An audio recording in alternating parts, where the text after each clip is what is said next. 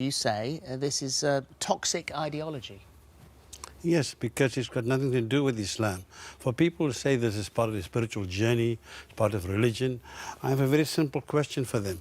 Where in this book, in the Quran, does it actually say so? Nowhere. In fact, nowhere. Hello, welcome to my YouTube channel. Today we'll be checking out a video titled Holly Slams the Proposed British BURKA Ban. Wow. I believe this is going to be very interesting. Let's start with the video. Go.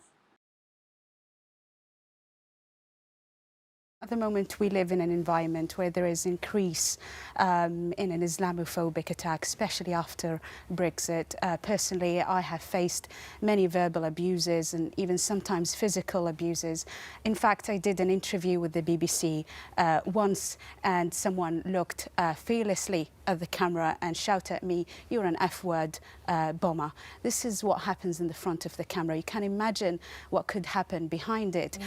And for me, it's quite difficult to take. It's really painful because I'm actually not a bomber. I'm not a terrorist. I'm a molecular geneticist working in the lab trying to improve the life quality of cancer patients. This is who I am. Yet there is a person in the street has the guts, has the courage to call me, "You're an F-word bomber." But so can we? The other sort of fundamental thing is why? Why do you wear it?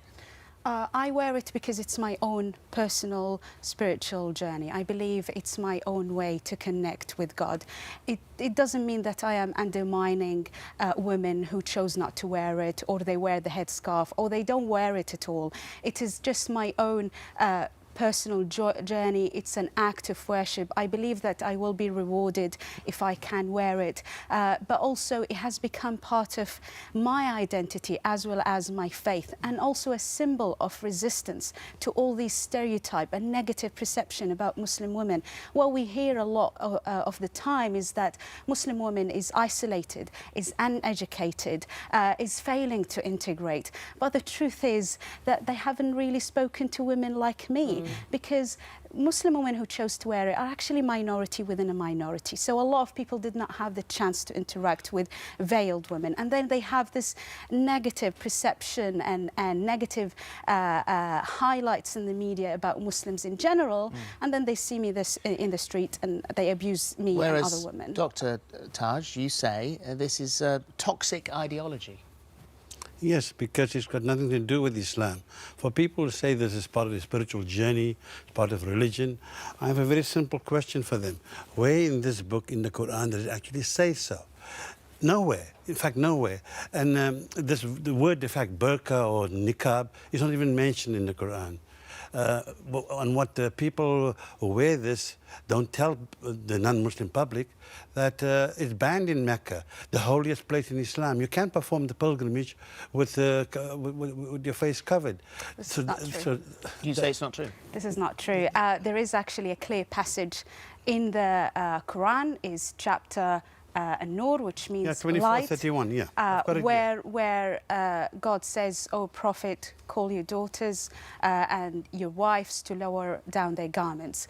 The thing is, this passage has different interpretation. You can interpret it. He interprets it in that way, and I respect it. And this is my own interpretation. But can I just say, in Britain, isn't something that makes us great and brilliant and wonderful that we have choice and we have freedom to express ourselves, to wear what we want, no, I mean, and we have that choice. Should we ever be told, regardless of whether it's something to do with religion or whatever it's to do with, should we ever be told, "Oh, you can or can't wear this"? Let's just move the argument further on then. So we're supposedly in a gender equal society, am I right? Laws apply equally to both men and women. Yeah. So how come this young lady and other women like her can walk down the street being publicly anonymous and I can't? I mean, either we have a society where both genders can conceal their identity in public, or none. But she's not concealing her identity. She is concealing her identity. She's telling us who she is. Her name, I mean, she does. so would I? Just can't see so if I meet her, mouth, if I meet her tomorrow, would I know who she is? Well, yes, because you met her today. No, I would not know who she is. I'm afraid. In fact, the same would apply. I think you this are. idea that somehow facial concealment is required in Islam is a nonsense. Number one. Number two, it is not conducive to social cohesion. In Europe, there are countries that have gone further down the line here and that have banned the full face. In France, many claim that it's made France's social divide worse. In Belgium, women claim it's an attack on religious freedom. In Bulgaria, it's seen as part of a disturbing trend of intolerance and xenophobia. In the Netherlands, women feel that they are like prisoners in their own home. And in Austria, it's seen as a reaction to the rising popularity of the far right. It has no benefit. That's what you might say. For example, why do you think a Muslim majority country like Morocco has banned it, or Chad, a Muslim majority country, has banned it, and Niger and other Muslim majority countries have banned it? This idea that this tribal garment somehow is representative of Islam. How is this thing symbolic of Islam? How? I don't understand how someone's spirituality is within. It is not a facial symbol. It's my own choice. I want to wear it. It's part of my faith. It's not a facial symbol. You know what? I respect his right to disagree with me. You know, he's got his own interpretation and I respect that. But I find it difficult that a political party comes and superimpose their views and ban it. And not only that, trying to fine me for wearing and exercising my right to express my faith and identity. Wow. What an interesting debate.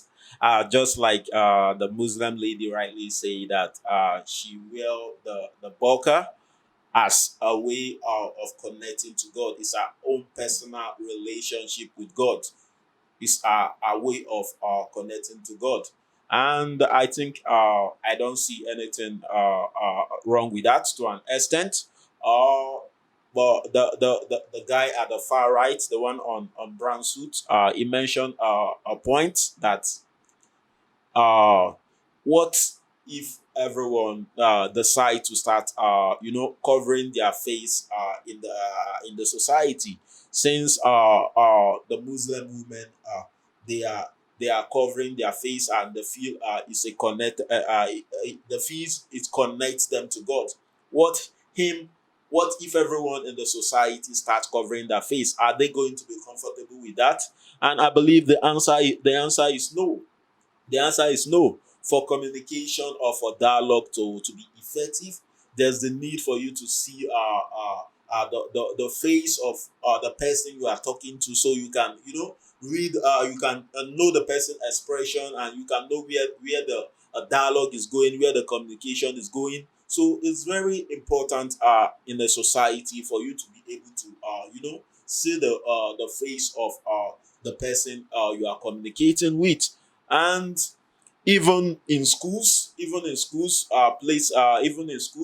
when a teacher is teaching, and the only way for the teacher to know if the students are understanding what she's teaching is by looking at their face, looking at their face, looking at their expression. With that, the teacher will be able to tell if the students are following what she's teaching. But if the face is totally covered, there's no way the teacher will be able to tell if the students are following or if the student understood what she's teaching. Because sometimes there are some students that they are not so bold.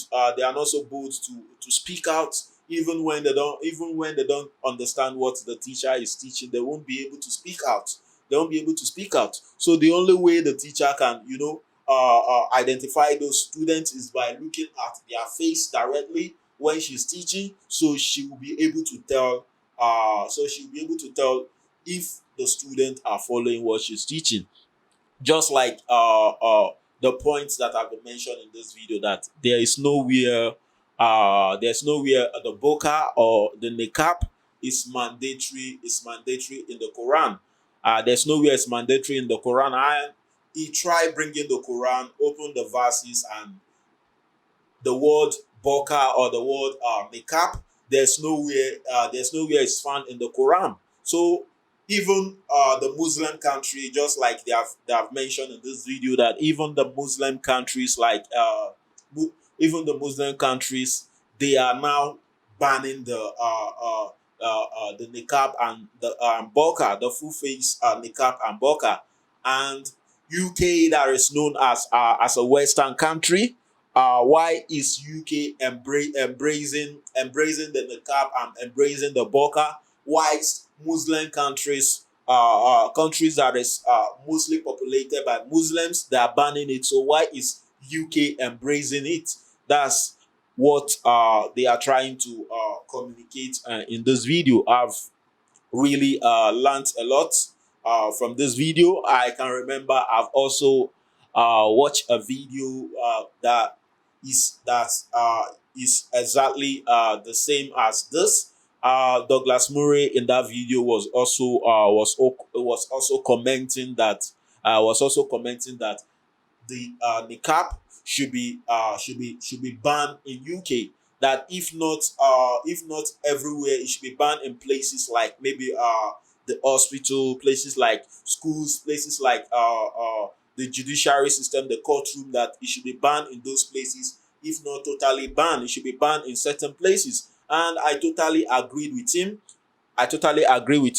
I'm not trying to be Islamophobic, but I, for one, I believe in order for communication to be effective, there's a need for you to see the face of the person you are communicating with. There's a need for you to read the person. You can only tell someone's expression when you are looking at the person face to face, because sometimes there are certain things you want to speak to someone about, but when you look at the person's facial expression, you can tell this is not the best time to communicate to this person. This is not the best time to say this to this person, because you can tell the person facial expression. You can read the person mood, if the person is sad, if the person is happy. So you'll be able to know how to communicate to the person. So I believe even though they believe it's a personal decision, it connects them to God, it draws them closer to God. I believe there's also the need for you to consider other people's there's also the need for you to consider other people's opinion, because if everyone start putting on the niqab or putting on the burqa, the society is not going to be a peaceful place, because a lot of people might try to put it on to perpetrate all sort of crimes, which I don't support. I've really learned a lot watching this video, so I would also like to hear your comments, your opinion. Do you think the niqab or the burqa should be banned in UK, and what are your reasons? Keep the comments coming. Don't forget, click on the subscribe button, click on the like button. Do have a nice day.